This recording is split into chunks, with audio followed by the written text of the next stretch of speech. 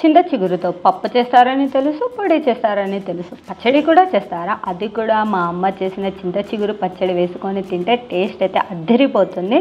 So late చేయకుండా ఎలా తయారు చేయాలో చూద్దాం. ముందుగా కావలసినది ఇలా చిగురు తీసుకోవాలి.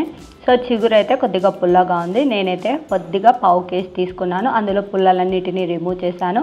తర్వాత ఇందులోకి కొద్దిగా ఎండుమిర్చి, కారం సరిపడినంత ఎండుమిర్చి తీసుకోవాలి. ఎక్కువ వద్దు, మరి కారం అయితే టేస్టీగా ఉండదు.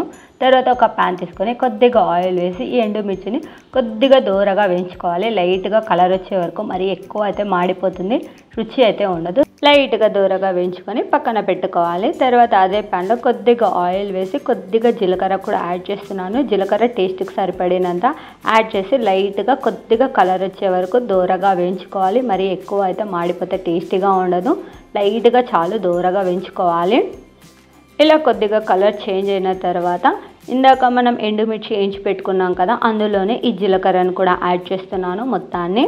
తర్వాత ఇందులోకి టేస్ట్కి సరిపడినంత ఉప్పు కూడా యాడ్ చేస్తున్నాను. ఎక్కువ అయితే ఉప్పు కషాయం అవుతుంది. లైట్గా ఉప్పు యాడ్ చేసి ఇలా మెత్తగా దంచుకోవాలి. మరి మెత్తగా కాకుండా కొద్దిగా కచ్చా పచ్చగా, కావాలంటే మనం మిక్సీలో కూడా యాడ్ చేసుకోవచ్చు. రోటి పచ్చడి టేస్టీగా ఉందని చెప్పేసి నేను రోట్లో వేసి దంచుకుంటున్నాను. మరి మెత్తగా అయితే రుచి ఉండదు. కొద్దిగా ఇలా కచ్చా పచ్చగా ఉంటే తింటుంటే టేస్టీగా ఉంటుందని చెప్పేసి ఇలా నేను చేసిన విధంగా దంచి పక్కన పెట్టుకోవాలి ఈ కారం పొడిని. తర్వాత ఒక ప్యాన్ తీసుకొని కొద్దిగా ఆయిల్ వేసి చింత చిగురుని ఇందులో యాడ్ చేసి కొద్దిగా లైట్గా కలర్ వచ్చే వరకు మగ్గనివ్వాలి. తర్వాత ఇందులోనే కొద్దిగా వాటర్ కూడా యాడ్ చేస్తున్నాను. వాటర్ ఒక్కసారిగా కాకుండా కొద్దిగా యాడ్ చేసుకోవాలి.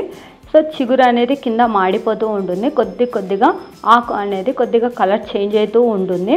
ఇందులోనే కొద్దిగా వాటర్ యాడ్ చేసి కొద్దిగా సేపు చింత చిగురు అనేది మగ్గనివ్వాలి. సో లైట్గా మగ్గనిస్తున్నాను నేను, ఎర్రీ ఎక్కువ కాకుండా హై ఫ్లేమ్లో.